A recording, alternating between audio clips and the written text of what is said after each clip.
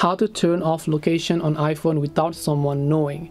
Hey everyone, welcome back to our channel. In today's video we are going to learn how we can turn off our location on iPhone without someone else actually knowing, so make sure to watch the video till the end. So maybe you use a Snapchat app, or maybe your family has put you in a location tracking app, and maybe you want to just disable those location without actually letting them know that you have disabled it. So how do you go ahead and then do that? Well, in order to do this, all you have to do is go ahead and then first of all make sure to launch the settings app.